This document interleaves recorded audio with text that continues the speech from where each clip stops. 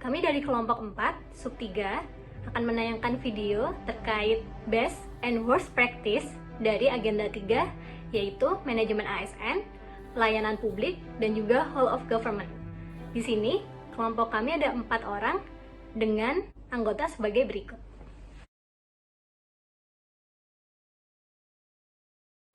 Sejumlah pegawai negeri sipil atau PNS terjaring razia disiplin saat asik belanja di sebuah pusat perbelanjaan di Kota Bogor pada Selasa siang.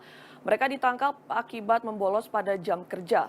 Sementara satu orang PNS sempat protes hingga nyaris adu mulut dengan petugas. Salah satu PNS ini sempat menolak dibawa oleh petugas gabungan Satpol PP dan Badan Kepegawaian Kota Bogor saat kedapatan asik berbelanja di Mal Kawasan Merdeka. Bahkan, salah satu staf kantor dinas sosial ini bersikeras tengah mengurus administrasi Bank Pemda, padahal di tangannya memegang 2 kantong plastik belanjaan.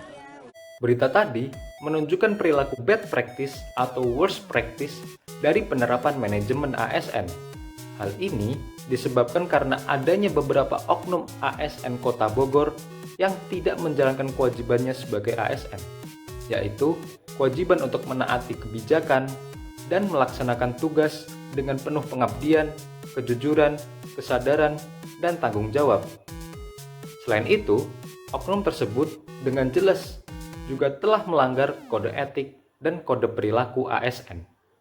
Menteri Pendayagunaan Aparatur Negara dan Reformasi Birokrasi, Menpan RB Cahyokumolo mengatakan, pihaknya bersama Kementerian Keuangan dan Kementerian Dalam Negeri telah membahas mengenai peningkatan bertahap kesejahteraan ASN.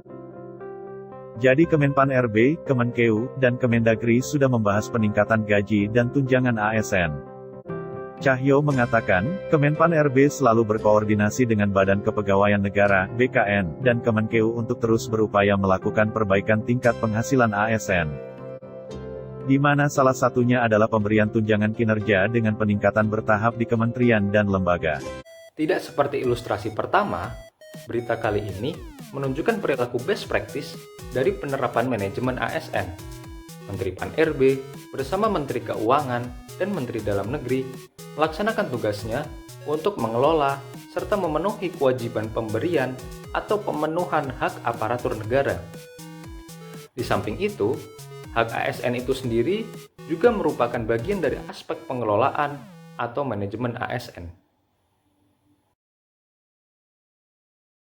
Ganjar Pranowo menangkap basah praktik pungli di Jembatan Timbang Suba, Batang, Jawa Tengah. Ganjar terlihat emosi setelah melihat banyak uang dan amplop di meja petugas. Ganjar kemudian mengambil amplop dan membantingnya ke meja serta menggeledah semua laci. Bahkan saat gubernur marah, praktik pungli terus berjalan di depan mata. Sejumlah sopir dan kenek truk yang tidak mengetahui sidak gubernur nekat menaruh uang setoran di atas meja petugas. Truk-truk yang kelebihan muatan itu diyakini Ganjar sebagai penyebab utama kerusakan jalur Pantura. Gubernur berjanji akan menindak tegas siapapun yang terlibat kasus ini, termasuk Kepala Dinas Perhubungan Jawa Tengah, Urip Sihabudin. Pemerintah Provinsi Jawa Tengah menargetkan pemasukan dari jembatan Timbang sebesar 48 miliar setahun. Namun akibat praktek pungli dan kerusakan jalan, biaya perbaikan jalan mencapai 300 miliar rupiah. Video tersebut merupakan contoh dari worst practice pelayanan publik, sebab petugas jembatan Timbang melakukan pungutan liar atau pungli pada pelayanan jembatan Timbang yang dilakukannya. Tentu hal tersebut tidak sesuai dengan prinsip-prinsip pelayanan publik, yaitu kejelasan, akurasi, tanggung jawab, kenyamanan, dan kedisiplinan. Tindakan tersebut juga tidak mencerminkan pelayanan publik yang berintegritas, yang bersih dari korupsi, kolusi, nepotisme, sehingga tidak patut untuk dicontoh. BC Junction Surabaya kini jadi salah satu tempat yang melayani pembuatan paspor. Layanan di pusat perbelanjaan ini dibuka untuk mengurangi antrean di kantor imigrasi.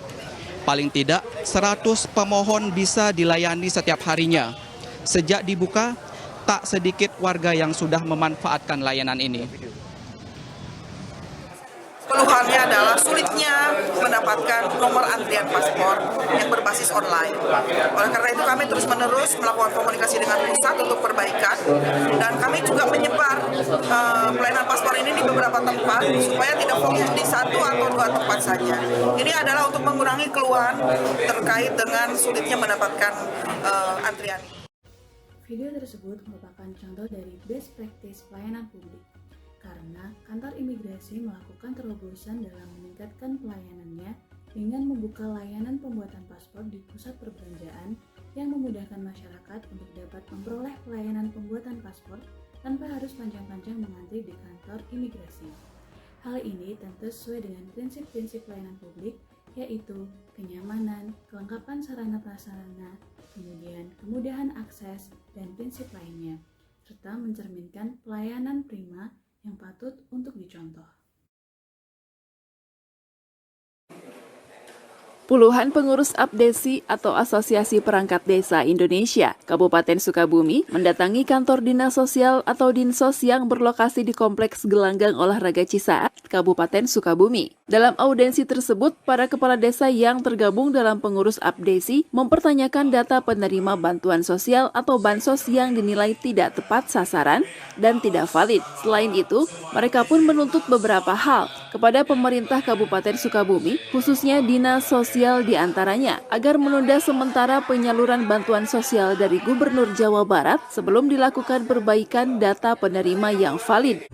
Video sebelumnya merupakan salah satu contoh dari worst practice dari submateri Whole of Government atau biasa disebut dengan WOG.